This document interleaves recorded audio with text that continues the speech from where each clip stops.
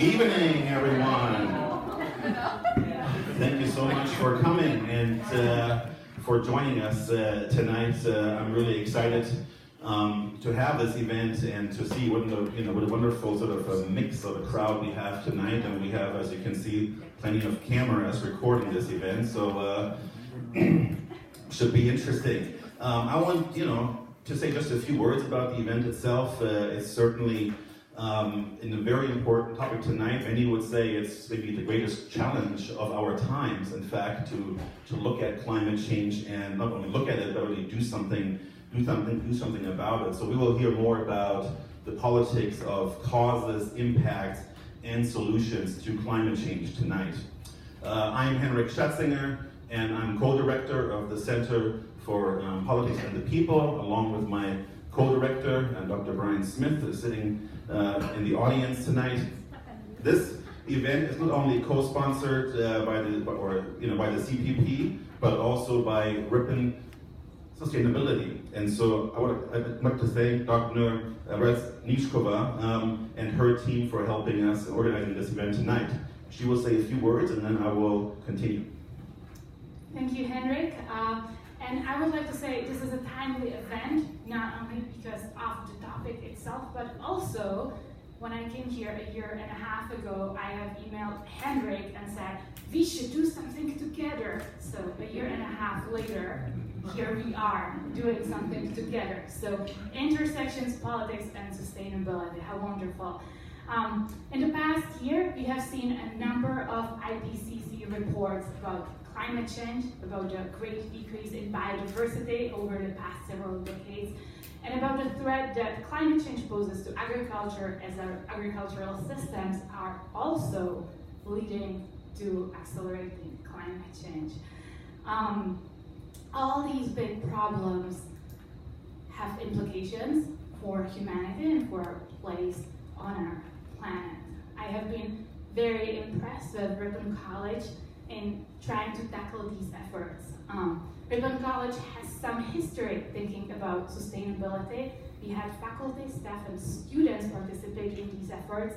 And 2 years ago, as a result of a generous grant from Margaret A. Cargill Philanthropies, we have been able to establish the position that I currently hold, the Director of Sustainability, that sort of organizes our efforts in a more effective manner. We have managed to spread sustainability into some of our courses. I see some of the students who have taken sustainability courses, and I see some students who are currently taking Catalyst 300, the Applied Innovation Seminar, that is inspired by the United Nations Sustainable Development Goals. These students are now solving challenges that are facing humanity. We have also seen a number of projects on campus organized by students, faculty, and staff, including the research and community-oriented health fair, including mental health challenges at work, and also we planted a wonderful pollinator path that you can see along the Sur pathway.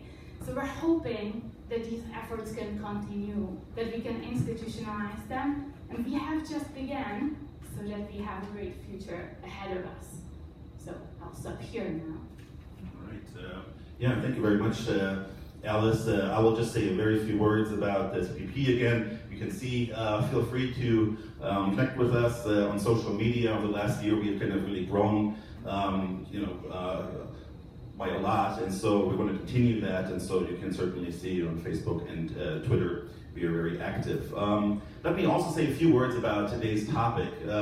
I was just looking at some numbers again, and I was looking at atmospheric concentrations of CO2, methane, nitrous oxide, and they are at the highest level we've ever seen. And then, to talk about just the consequences for a moment without hopefully taking anything, from our speaker, but these, the effects are so wide-ranging that it's almost, impossible to list here, looking at the effects from droughts to desertification, fires, wildfires, loss of biodiversity, shrinking sea ice, and ice shelves, rising sea levels, and then of course also really like broad societal and economic consequences, everything from ranging from the spread of diseases to the world food economy is a big issue, and then of course the migration of humans, animals, and insects. and so on, right? It's sort of really remarkable how wide-ranging that issue is. So let me just now say a few words about our distinguished guest speaker tonight. That we have the Honorable Fee Schneider tonight with us. Let's give her a round of applause for being here tonight.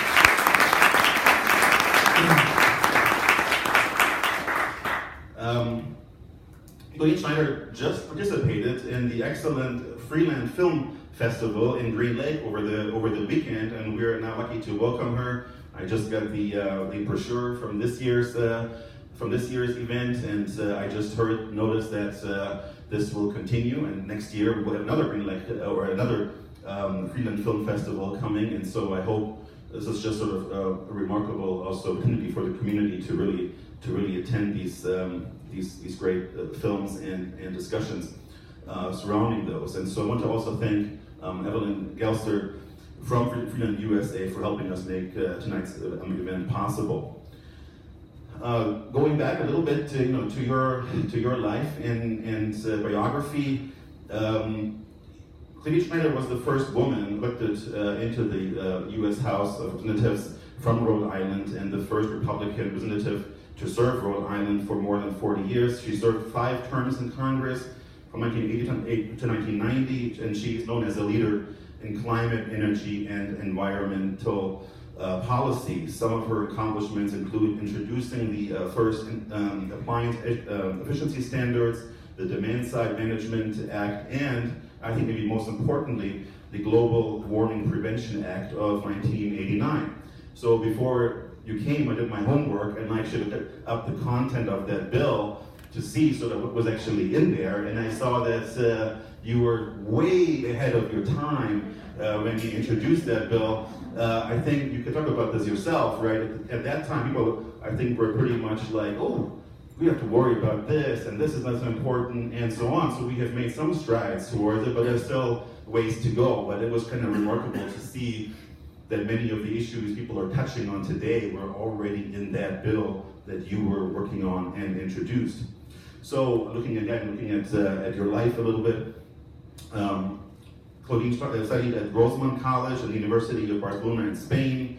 And in 1969, she received her bachelor's degree in languages from Wynton College, and then she also graduated from the University of Rhode Island's School for Community Planning. You also then moved to Washington, D.C., where she was executive director of the National Environmental Education Organization, Concern, Inc. There's so many things in your life that you have sort of done, so it's hard to kind of summarize them, right? But just a few more points. You've founded the Rhode Island Committee on Energy, became executive director of the Conservation Law Foundation in 1974, led various environmental groups and concerned community members in a campaign to stop the construction of a nuclear power plant near Charlestown, Rhode Island. And she was also a faculty member of John F. Kennedy School of Government at Harvard University. And looking at what happened since then, you also founded the International Energy Efficiency and Renewable Energy Company, Energia Global, and was the first executive director of Solar Alliance, a coalition of 35 of the world's largest solar manufacturers. You were also serving on various boards, including the Citizens Climate Lobby, Taxpayers for Common Sense, Energy and Environment Study Institute, and the Citizens for Responsibility and Ethics in Washington. She has received numerous awards for her work, and that should also be acknowledged. I will not list them all because we'd be here for a long time. And after the talk, we will certainly have time for questions. And so please join me again in welcoming Claudine Schneider.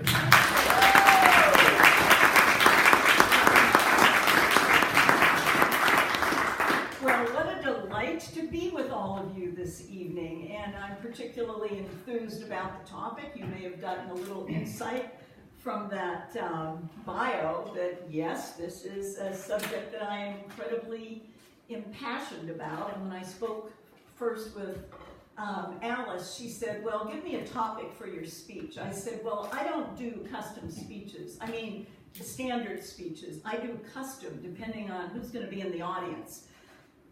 I must admit, some of you students look a little older than I was. But nonetheless, it's never too late to learn something new. So I'm thrilled to be with all of you.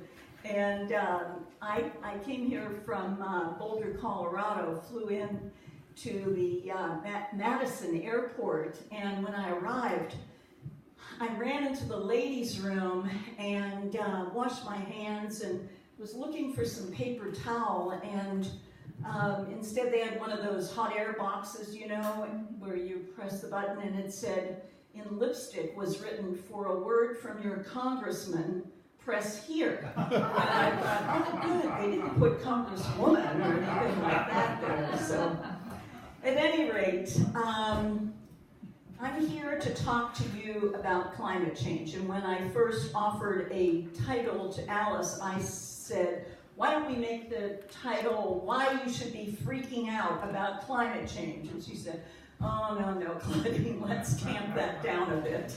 Well, it's difficult for me because I moved to Boulder, Colorado to be near the scientists, and then I realized it's not just the science I need to know the economics of the solutions. And I also need to know the social ramifications, and I have a tendency, as was indicated, to look toward the future, and as I look toward the future, I'm freaking out. And there is a disadvantage to knowing maybe too much about what is happening and the capability of extrapolating that and looking at the trends and developing scenarios, which is the work that I do as a consultant.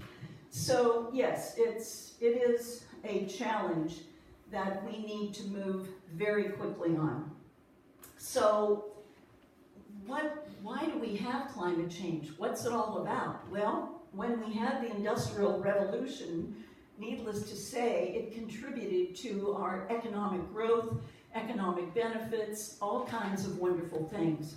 But at the same time, the fossil fuels that were being emitted into the atmosphere were causing damage. And now that accumulation of those greenhouse gases, as we call them today, there are 6 of them, it's just not carbon, they are having substantial impacts in a variety of different ways. And I think that what I want to share with you are just a few of those impacts. I was worried for a minute there that Henrik was going to give the whole speech when he started mentioning about some of the floods and storms, et cetera, et cetera. But all of these impacts were described to me in 1980 when I got to Congress. But I want to share with you a little bit about why I am so passionate about this topic. When I was a little girl, my job, in order to get an allowance, was to dust the house every day. Every day? How many of you in this room dust your house every day, huh?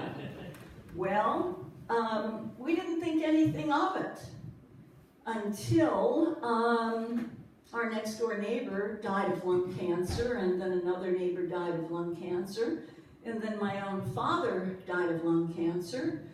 But before that, when I was 25 years old, I found out that I had a 50-50 chance of living or dying.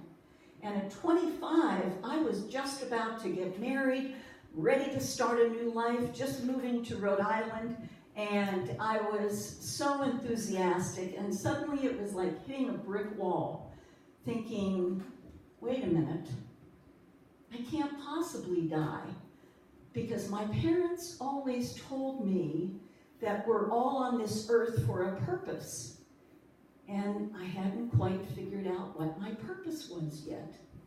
And I thought, well, okay, help me find my purpose quickly, please, just in case, because I have to make a difference. I can't let this life be for nothing. And so I asked, and the next thing I know, my husband comes home from work and he says, I think I want to run for office.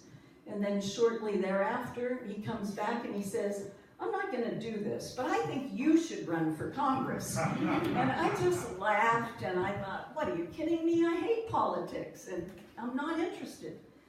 And then a woman who lived down the street that knew me pretty well, she said, wow, you really know about what's going on in the world. And I had studied languages. I had intended to enter the Foreign Service in order to build bridges of understanding among different cultures, because both of my parents were in World War II.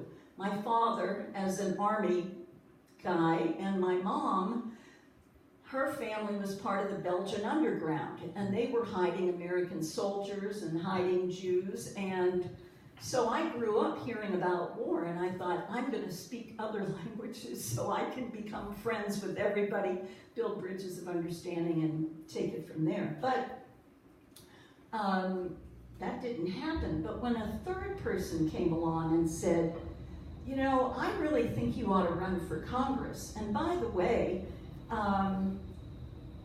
they didn't say this flat out, but basically, we'd like you as our sacrificial lamb, because we're the Republican Party, and the registration of Democrats to Republicans are 15 Democrats to every one Republican, and we want to fill the slot for Congress. And I thought, well, this is amusing. You know, I'm hearing this 3 times. There's something biblical about that. Maybe this is my purpose, not necessarily to win, because the opponent has an 80% approval rating. So that would be a tough haul, but I thought, maybe my purpose is that of a messenger, to talk about issues that are not ordinarily spoken about in the political arena, and also to run a campaign in a way that isn't normally run. I wasn't into the mudslinging. I thought this is going to be a civil campaign. So those were my intentions in running. And of course the media said to me, what, are you kidding me? You have no experience, you have no money, you have no name recognition, the registration are 15 Democrats to every one Republican, and you're a woman. How can you possibly get elected? And I said, well, I'm just going to do the best job I possibly can, so watch me. And they did, and I suddenly attracted thousands of volunteers. I don't know if it was thousands, it felt like thousands of volunteers. And there was an upswell of support, and long story short, I got elected to Congress. Ended up on the Science, Research, and Technology Committee. And starting in 1981, some scientists were coming in and they said, we believe that we're heading in a challenging direction in that we are emitting so many gases into the atmosphere that this could have a very negative impact. Well, each year I heard this, and each year I kept thinking, I have a personal responsibility. I'm in this position of power. I have to do something with this. And I thought, you know, probably I should just call together the best and the brightest from all of the national labs, from all the different businesses, from all the universities, and figure out a plan. And thus was born the Global Warming Prevention Act. It is an omnibus bill that had a section on agriculture, a section on transportation, a section on energy efficiency. Everything was well thought through. Essentially, this is a roadmap that could even be used today, 25 or so years later, and would still make a difference. And it called for the federal government to lead by example. It included fuel efficiency standards for transportation and a variety of other things, but one piece of the legislation that did pass that you can relate to is the first appliance efficiency standards in the world. Even before Germany had them, we had them in the US. And I thought, you know, this is great. I pulled together Frigidaire and Maytag, and I said, gentlemen, we need to be more efficient because the national labs are telling me that it's technologically possible to be more energy efficient, so let's do it. And their first reaction was, oh no, it'll cost us money, we'd have to retrofit our factories, blah, blah, blah. And I said, Americans are wasting billions of dollars on appliances because we're not using our energy as wisely as we could. Well, I said, I'm gonna do it anyway, so I hope you'll be with me.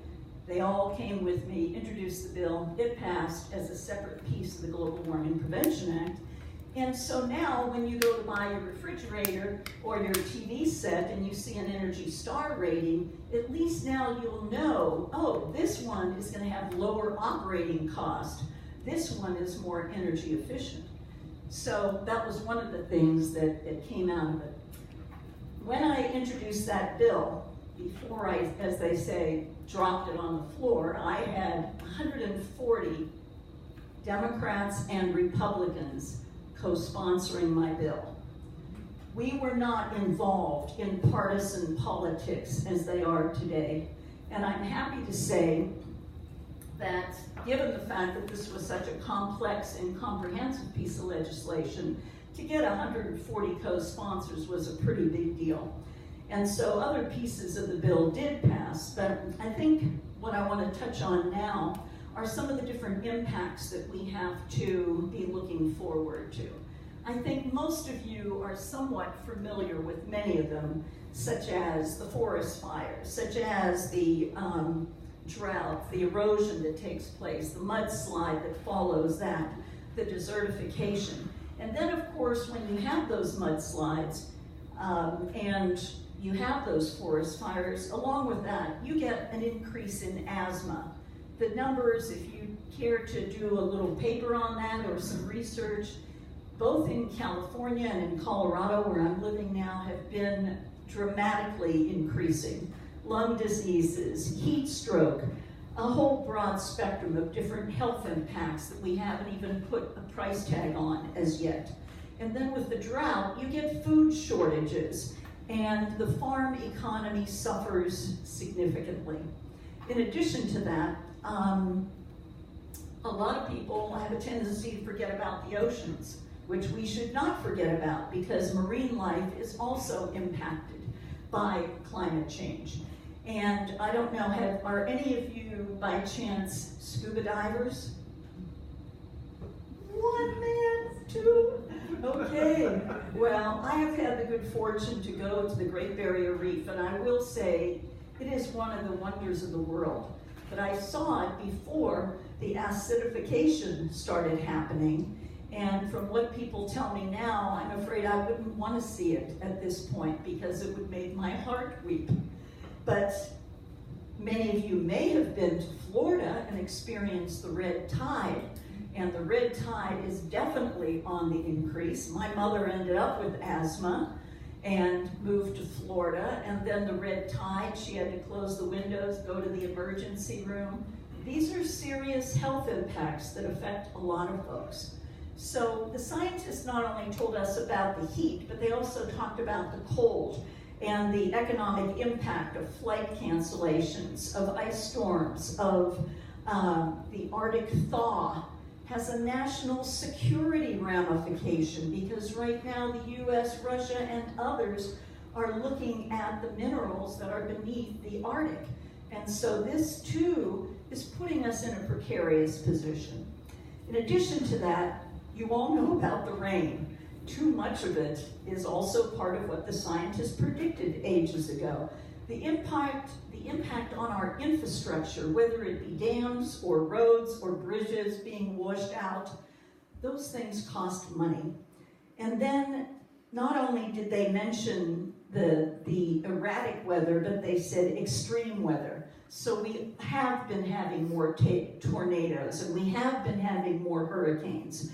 And I just learned that Hurricane Katrina, which happened in 2005, 10 years later, the unemployment is even higher than it was before Katrina.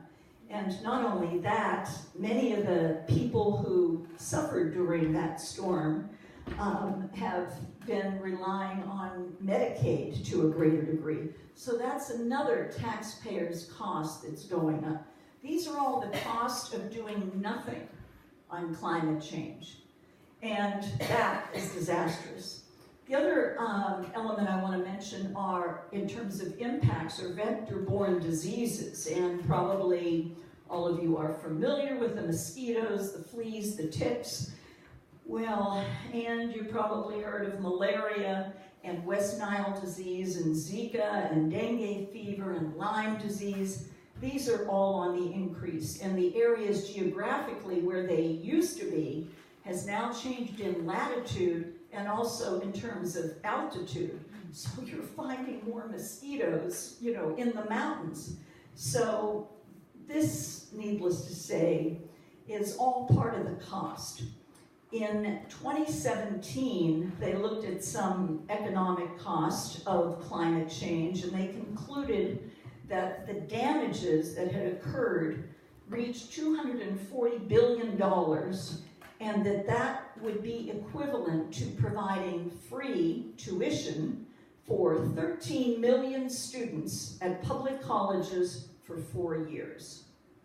All right, students, now, if that doesn't get you out of your chairs, I don't know what will.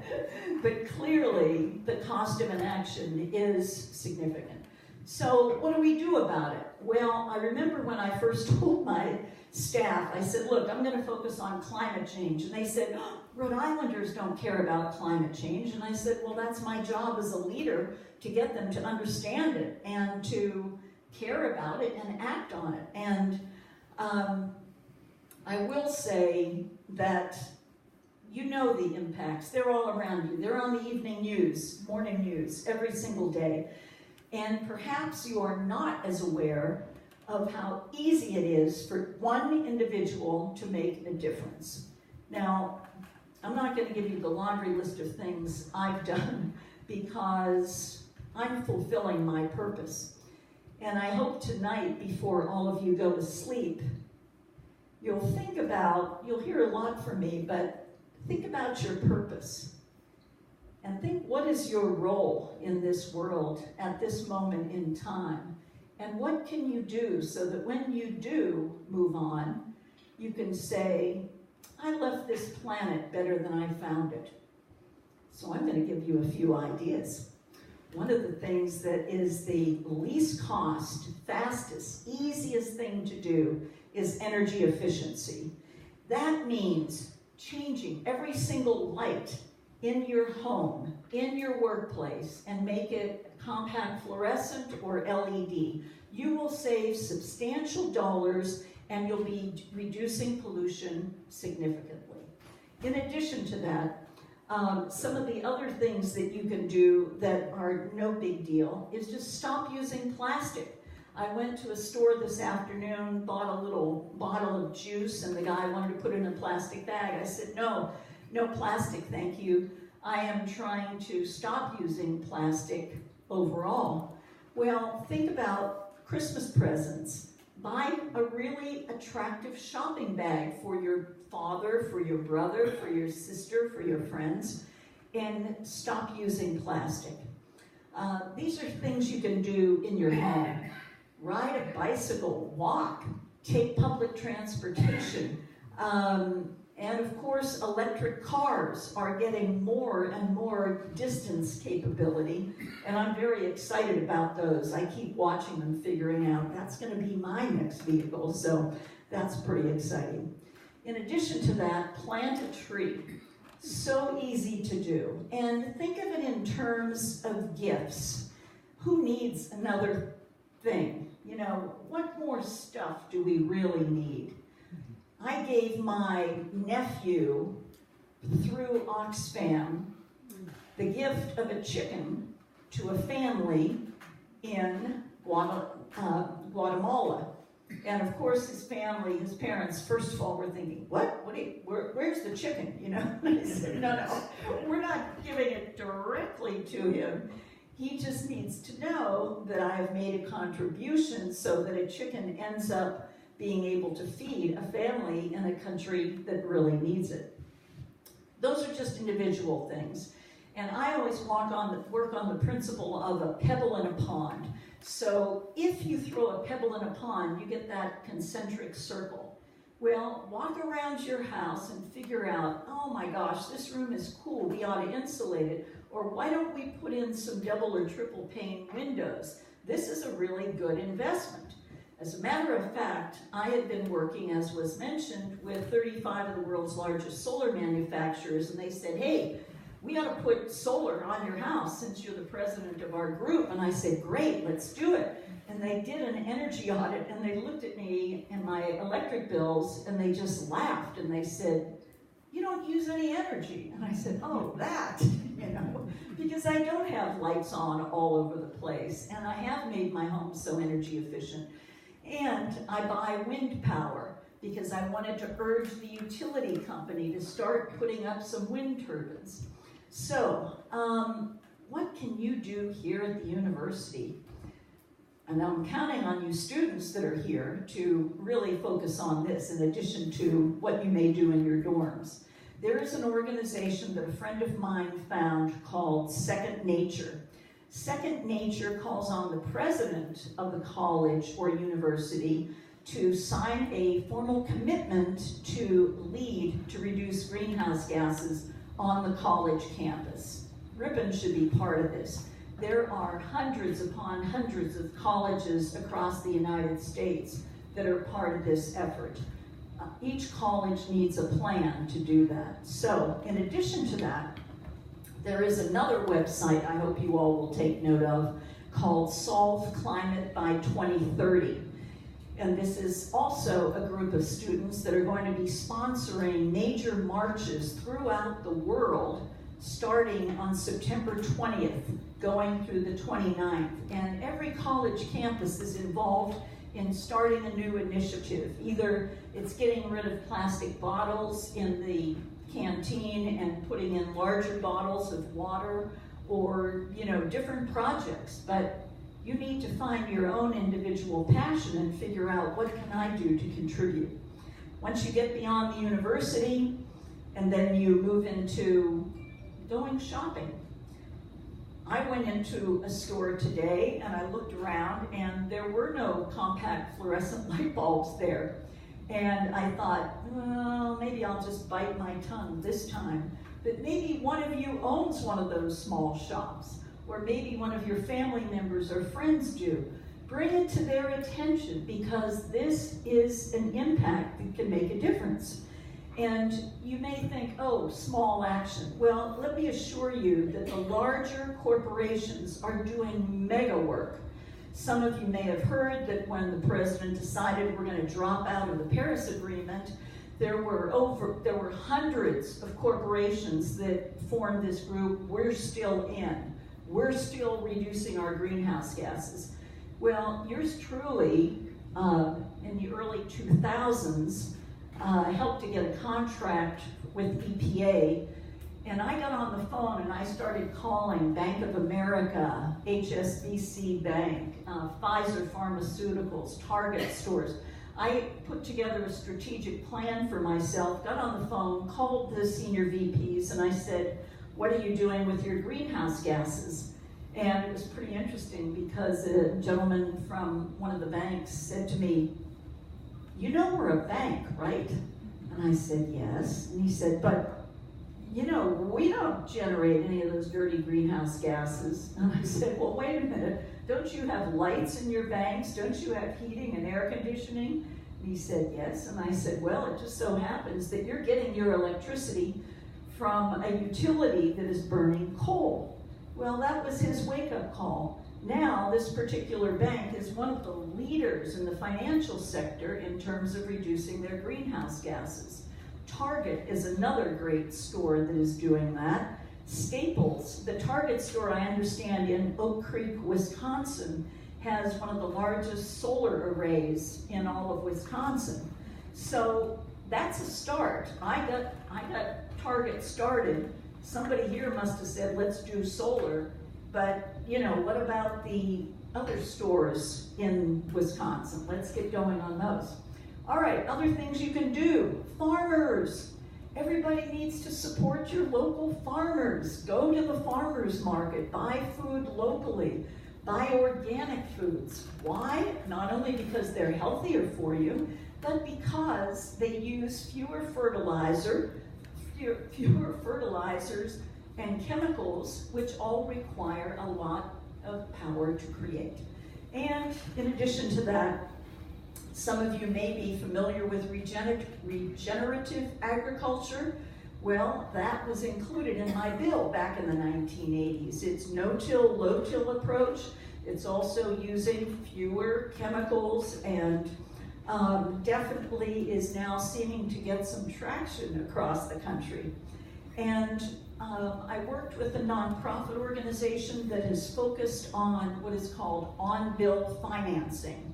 The co-ops, the electric co-ops, have been very slow in moving toward energy efficiency and renewables. And so, one of the incentives is through the Federal Department of Agriculture, you can get support and guidance through this nonprofit organization to figure out how to allow people to do on-bill financing of energy efficiency improvements in their home. So you don't have to go to a bank and take out a loan or use an equity, loan or whatever. So very cost effective. I am sorry to say I did a little homework on Wisconsin, and you guys have a long way to go. Oh my God, please hurry up. I mean, if you were to guess who is the most efficient state in the United States, Massachusetts. Secondly, California.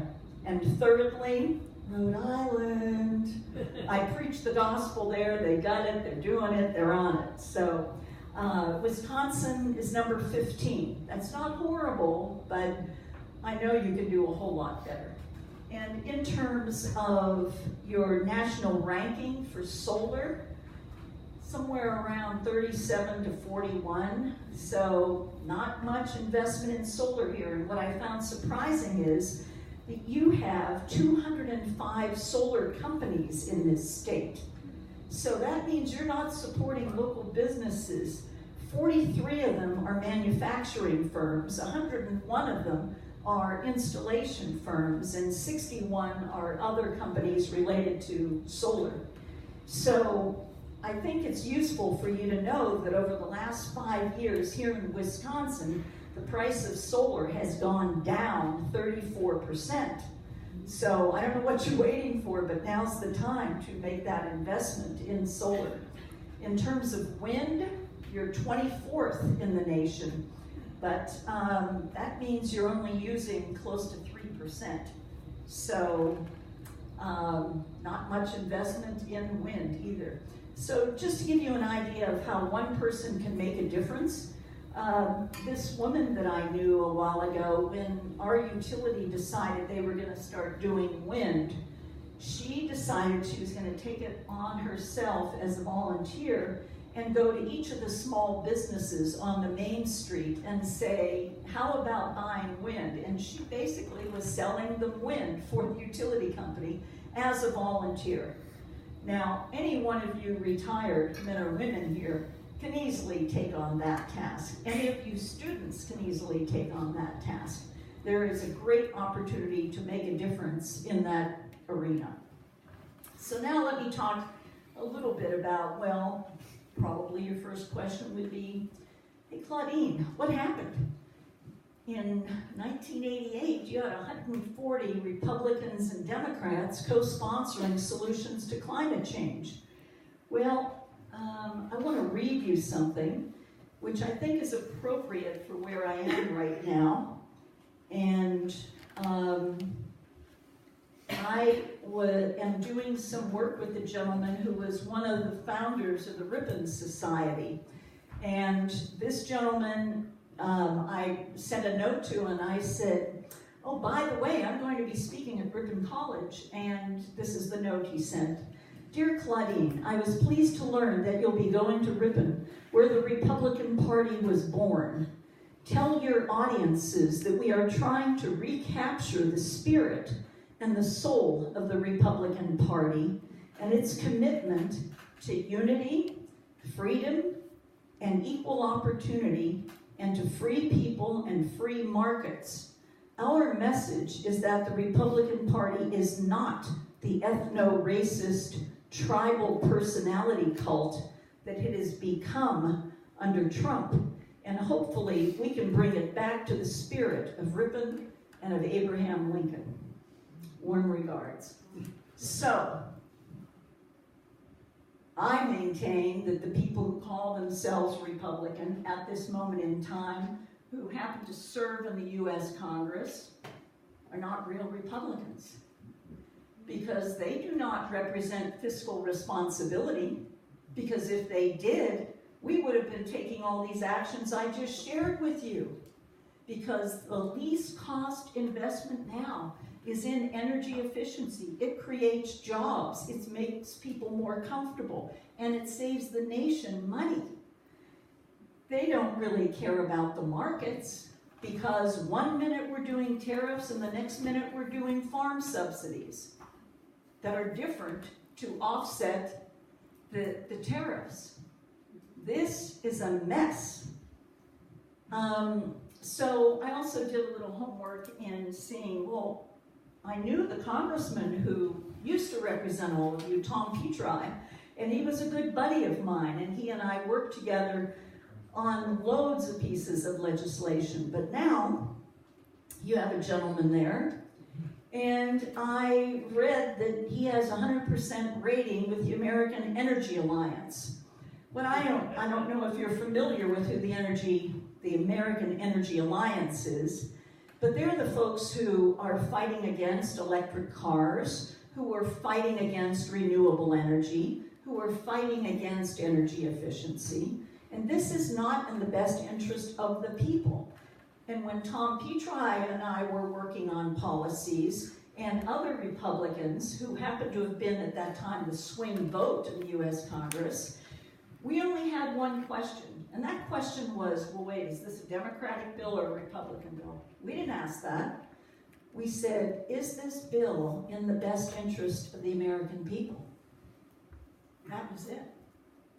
And if it happened to be in the best interest of the American people, we'd vote for it. If it needed to be fixed, we'd figure out why it wasn't quite right, and we'd change it. This is not happening now. And as urgent as climate is, I also happen to believe that political change is urgent in 2020. That if we don't change the representation we have now, particularly in the White House and the US Senate, we are going to continue to lose ground as a global economy. I have been to China. I studied the Mandarin language. People have said, oh, well, China's the problem. No, they're not. They have more solar, more wind, more energy efficiency than the United States, and they have a plan. And every plan that our nation has developed has been knocked aside by this administration. Whether it's fuel efficiency standards, whether it's methane that's polluting our air and making residents sick. So it's essential that all of you not just vote, but you talk to your friends and neighbors and do a little homework about what really is going on. So I'm going to leave you with a website that I think is very valuable.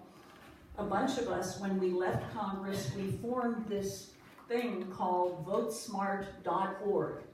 Votesmart.org, you can put in your zip code if you don't know your congressman's name, and you can find out where's their money coming from, which is always an important indicator. You can find out how they're rated by different groups, the Chamber of Commerce, the environmental groups, the women's groups, whatever, but find out how they're rated on their voting record. So we need people to be voting smart now, because I've always believed we get the government we deserve. And quite frankly, my heart is weeping. I don't believe now we have the government that we deserve. But I can't do this alone. It's going to require each and every one of us to make a special effort to decide what's important to you and your families and your children's families. And also, what is your purpose? And how are you going to leave this planet better than you found it? Thanks very much.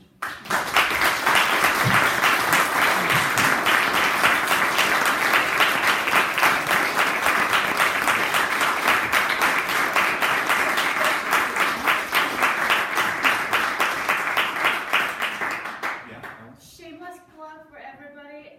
Climate Week, Global Climate Week starts on Friday, September 20th, and runs for the whole week. So if you're looking for participation, you are not alone. Okay, good. And the other thing that I should mention that is a solution that is out of your hands, but yet it is in your hands for voting purposes. All these years we've tried to move things through the federal government for combating climate. And now all of a sudden a number of Republicans are finally thinking, well, we like the carbon fee and dividend. Now this would be federal policy that basically goes toward the polluter should pay. So if you're emitting a lot of carbon, you pay a carbon fee, and then that money comes back to the people. Those details would have to be worked out in Congress, but now many states are getting frustrated that Washington isn't moving, and places like Massachusetts and Maryland and New Mexico and others are introducing state-based initiatives. Well, we are so behind the times, behind Germany, behind much of Europe on this front, that when you go to vote, it is important to ask the candidates and your elected officials, what are you going to do about climate change? And you already heard a whole laundry list of things that could be done. Carbon fee and dividend is another one of those things. So, happy to take questions. Sure. Thanks so much, Claudine. By the way, I've been using votesmart.org for years, and I had no idea who was behind it. So I've learned something tonight, and it's a really wonderful website where you can learn a lot about positions by politicians, major pieces of legislation by category in terms of subject matter and so on. It's a very user-friendly website. Having said that, let's go to questions. And how about you pick the individuals, and we go from there. You put your hand up first. Ms. Schneider, thank you for coming. Sure. You were elected from Rhode Island in 1980, and there was a red wave. I mean, Reagan became president, the Senate went Republican. Yeah. And it was a partisan time, and yet you said people voted on legislation based on what was good for the American people, and now we're very partisan. Yeah. What occurred between then and now in the intervening 30 years? Was Citizens United and money in politics, or what occurred that caused that, everybody moving to their own side?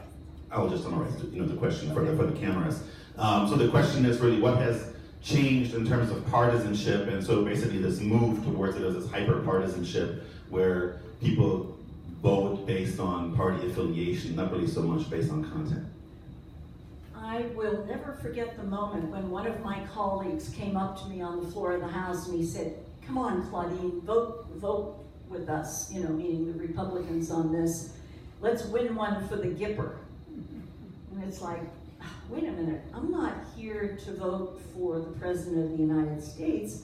I'm here to represent my people and the people of this country and of the world. And what was interesting is that was Newt Gingrich. And Newt decided that he was going to put together a sheet of music that all the Republicans should be singing from, and how they would attack the Democrats, and how they would say the tax and spend Democrats and try to do the labeling, which now the Republicans are still trying to do. They tried to do that with Nancy Pelosi, but I guess she kind of outsmarted them, But so part of it was that orchestration of let's all be good soldiers and sing from the same sheet of music.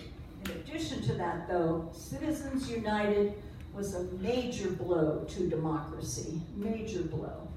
Now, that's all the bad news. The good news is that there are 200 plus former members of Congress, Democrats and Republicans, like we used to be, that have put together a bill, H.R. 1, that passed the U.S. House, and it called for campaign finance reform, getting the dark money out of campaigns. Mitch McConnell killed it. It has not moved through the Senate. So when I say that we need to change the Senate, I have a few specific people in my range, but the fact of the matter is they're stopping progress, whether it's gun control or campaign finance reform, but there is the spirit to do that in the House now. Next question, way in back, yes sir. I think So last semester, I wrote a paper about the Arctic thaw you talked about earlier. Yeah, I saw you nodding when I mentioned that. So I wrote about it in my national security class as a national security threat. And most of the sources I looked at while I was writing that paper mentioned, or not mentioned, but they talked about climate change as this kind of like inevitability, as if like we're already past the point of no return and now we're just on damage control, and it's about adapting to like the new climate that we're creating. So my question is, do you think that there's any chance the world can heal if we start doing things right now and start fixing it, or are we just sort of on damage control, just trying to not make things worse? Well, let me, yeah, the question is, the gentleman wrote his paper on the national security ramifications of the Arctic melt, and is curious about where we go from here. Is that? Essentially, yes. Yeah. Are we doomed, in essence, is your question. Yes. Let me ask you this. If you were on a boat out on Green Lake right now and it was suddenly taking on water through one of the seams, would you just sit there and say, oh dear, that's interesting. Probably gonna drown. And then there was another hole over here and you thought, well, I don't have anything with me to patch that hole the right way, so guess that's just too bad. And then the next thing you know, you're underwater. I mean, all of the signs are there now. Are we doomed? I can't even go there. I can't even think about that. Because once again, I'm thinking, when I meet my maker, how am I gonna answer? What am I gonna say? Yeah, I blew it all up. You know, I just didn't pay attention. Sorry, give me another shot. No, not possible. So, I was going to say something about leadership too. And when I taught leadership at Harvard, that class was open up also to the community like we are here tonight. And I was nervous, to say the least. I mean, Harvard students, they're all smarter than me. And I figured, well, what I'm going to do is I'm going to ask the optimist to sit on one side of the room and the pessimist on the other side of the room. And I did that. And I said, just please, you know, accommodate me for our first class here. And then I sort of took a photographic image of who was sitting where. And it became very clear to me, and there have been papers written since that time by academicians, that if you're an optimist, you get things done. Leaders need to be optimists in order to change the world. So, if you're gonna hem and haw, no, you're not gonna make a difference. But if you're gonna decide that I can do this, then you will make a difference. So optimism is key. Not to mention doing your homework, so.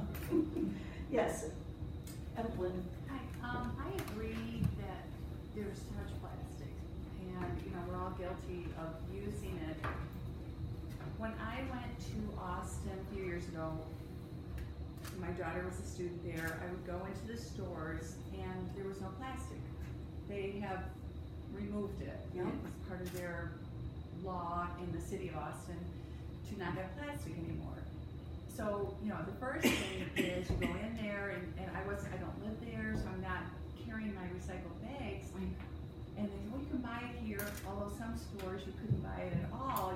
I was just carrying things out, but it's a behavior change. Yes, it is. You become, you know, acclimated to that. And I thought, I like this. And then everybody does it. And you know, all of a sudden you're accustomed to that. So I come back to Green Lake and I'm thinking, well, if Austin can do it, why can't we do it here? Yes. But how did they get it done and other people don't? Or what do you have to do to follow suit? I don't know. There are two ways, top down or bottom up. And you could do bottom up because Green Lake is small enough. Let's be real. You could go to each of the shopkeepers and say, look, I'm starting an initiative. We're going to stop using plastic bags. And why not print? We were talking about water bottles at lunch today. Maybe in addition to water bottles, or instead of, you printed tote bags that had the film festival, Green Lake Film Festival on it.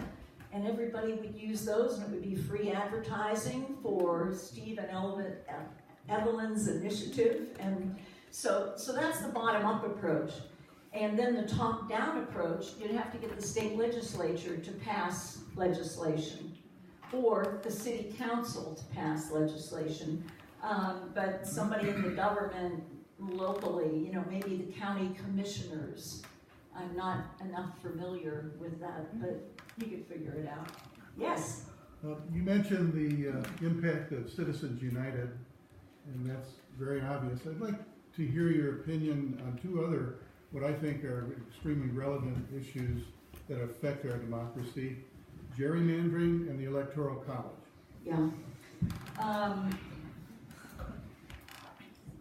Gerrymandering is also an initiative that this group of 200 former members happens to be focusing on.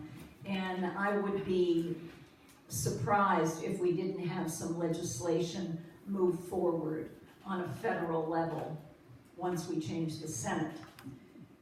Because right now, it's happening in a variety of different states. For example, gerrymandering was challenged by the League of Women Voters in Pennsylvania. Well, that's just a group of women getting together saying, we're going to do this, and they made it happen.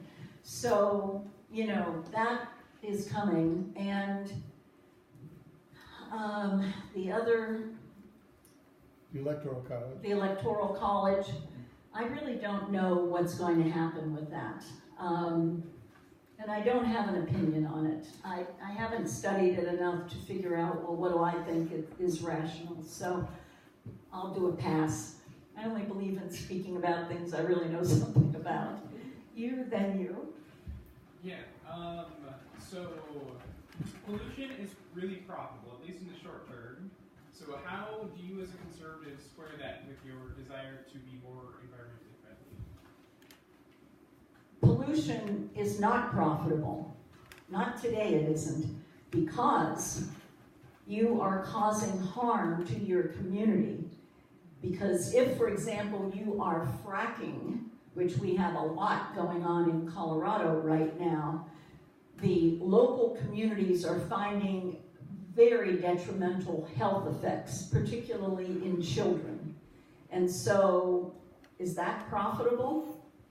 And at what point do you come and realize that conservation and conservative are from the same root language, to conserve the resources? And unfortunately, we're not doing a very good job of that.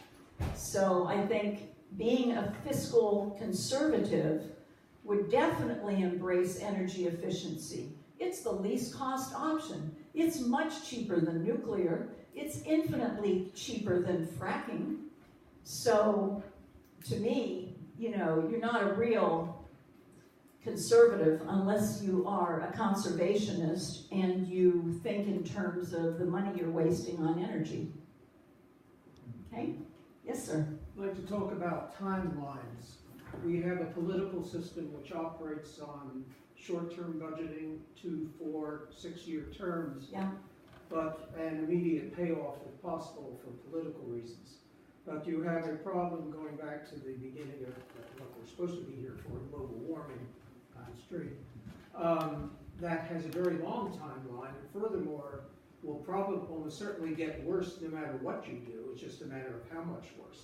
How do you get a political system with short timelines to deal with a long timeline problem? Well, I think that the solutions are already happening all around the country. That's why Evelyn, leaving Green Lake, going to Austin, opened her eyes.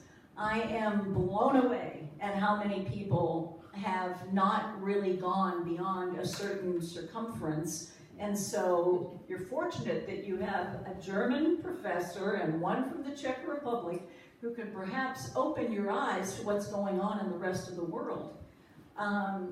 So unless we change this government, we're not going to get those speedy results.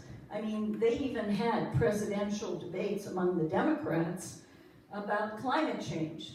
That's a first. That was huge, They called on every one of them, and every one of them had a plan. Well, the House is ready to move, but the U.S. Senate isn't. So there are many of us Republicans that care more about people and care more about the impact that decisions are having now than, you know, we care about, oh, well, let's get this budget done. So it can be done, but frankly, it's really happening more on a local basis. Washington is a mess, and it's not going to get better until we make it better, and that means the next election we need a serious change. Yes, Kevin? Yes, I'm under the opinion that the political issues are directly related to the climate change purpose of this gathering, because without political change, the country is not as equipped to deal with climate change. So, Citizens United is a Supreme Court decision. Mm-hmm. You were a former House of Representatives Congresswoman. What do you think we can do regarding the Supreme Court? Do you think we need to pack the court, add additional members? It's within the ability of the Congress to do that. Well, the Congress, all right, so the question has to do with Citizens United and the Congress, and he's asking, what can we do about that? Getting a new, you know, Senate and having a House that has already introduced pieces of legislation that address that, we can change the law, and then the Supreme Court would have to implement that law. Citizens United is not a court decision that will last forever. It can be changed by the Congress. So that's the course that many folks inside the Beltway are working on right now. Yes? How can the U.S. work with other countries to improve our stance against climate change? Well, we can begin by rejoining the Paris Climate Accord and cooperate there. And I think that would be the first step. And I have been very much an internationalist, you know, knowing what's going on in the rest of the world. But a number of years ago, I realized, oh my God, the U.S. is the problem. This is where I really have to focus. I mean, Morocco, you might think, what could Morocco possibly be doing? Well, they have the world's largest concentrating solar power plant in Morocco. And they have a mission to rely almost 100% on solar. So those governments of different countries are making moves. We have to look, you know, work in the international community through the treaty, but at the same time, we have to get our act together and get up to par and catch up to China and some of the other nations that are really taking action. And please, do not buy into this business that, oh, we're gonna lose jobs, or you're gonna suffer, or the economy's gonna die, because that's the pitch that, you know, the climate deniers and the science deniers are making. It is not true. I could have read you tons of numbers tonight about how many jobs were created, how it boosted the economy in certain states, and a whole broad spectrum of things. Maybe some of you students ought to do some papers on that and then share that with your colleagues to let them know this is an economic opportunity that we're missing out on. Yes, way in back. So if, like you're saying, the science deniers and climate change deniers are probably most Republican, and they believe in making a better economy, why would they deny something like that if it's denying more jobs? Oh, I'm sorry. That was an assumption on my part that you would know. Go to votesmart.org and identify first a few of those climate deniers in the Congress and see where their money is coming from. People who deny that climate change is real are bought off by the American Petroleum Institute and the fossil fuel industries. It's all money, you know, that they can pretend to deny it or say science doesn't work, but let's hear them say that when they're diagnosed with cancer. Okay, yes. I also wanted to say thanks again so much for being here, and I hope that you come back to the Green Lake and Ripon areas and keep spreading your message. Can you maybe peel back the layers of being involved in politics personally, because you were able to accomplish so much and still are, and how do you balance that having a very specific goal and vision and leading the way, but also trying to bring along people with you. But if you just wait for everyone to come with you, you may not be able to get as much done as what you hope. One of the most important things to leading, is the essence of your question, is to listen. First, you need to listen to others, to hear what they care about. And I'll give you an example. My first year in Congress, I was under the impression that I needed to pass a bill in order to show my credibility, because the media had said, oh, this is a fluke, she'll never last, blah, blah, blah. And I thought, I'm going to show you guys. So it turned out that there was a bill to start doing the construction of naval vessels in London, in England. And I thought, well, that doesn't make good sense. That'll take jobs away from us, and aren't there some security issues? And why would we do that? You know, we have plenty of shipbuilding capability in the United States. So I knew that that bill would have to go before the Armed Services Committee. So I went and I sat in the back of the Armed Services Committee, and I listened to what each of the members would talk about. And one guy, all he could talk about was, we need to create more jobs. And another guy was saying, well, you know, we have to pay attention to national security. And somebody else was talking about another topic. And this was my data acquisition that I used when I was building support. Because then I went to this guy and I said, you know, if we build these ships, and this was not even about the ships, these were on other issues that I was listening to. But when I presented it to him, I said, we're going to lose a lot of jobs if this bill goes, you know, overseas. And then somebody else, national security, well, you know, how our ships are built is critically important security information for our armed forces. So at any rate, listen to what people care about. And if you're talking about climate change, there may be a lot they don't care about, but they care about their grandchild. Well, then they better start thinking about what a mess we're leaving them. So, you know, then you talk about their grandchildren or whatever. But it is important to listen in order to be a leader. And as I said, be optimistic, have a can-do spirit. And if you want to move policy, it's always important to look at the cost-benefit. You know, what is it going to cost? And have your numbers. And as a woman, I will say, ladies, we just have to be, you know, we have to work twice as hard to get half as far still. So, you know, do all of your homework and know the facts. All right, did we get all the questions done?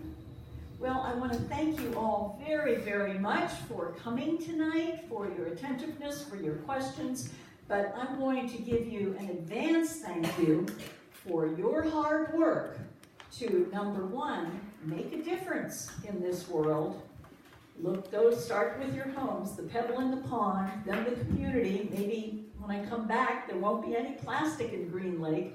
And when I come to Ripon, I'll take a tour and there won't be any water bottles here. And who knows what other wonderful changes will have occurred. But we all have the power to make a difference. And I'm deputizing all of you to pick up the gauntlet. Thanks very much.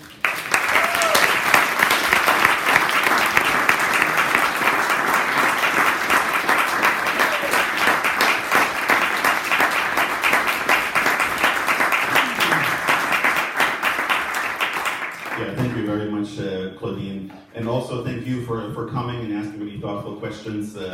We hope to see you in the future, and that will be, in fact, tomorrow is our next event already. We will have Michael Tanner, Senior Fellow from the Cato Institute, here talking about how to bring wealth to America's poor. So that'll be tomorrow at 6:30, right in the same spot. Let me mention that the Cato Institute is one of the climate deniers. So be sure to show up and ask them, how can you honestly say that the poor of America, the rural poor, will be helped when we have drought, when we have tariffs, when we have some of these crazy policies? So ask some good questions, folks. Nothing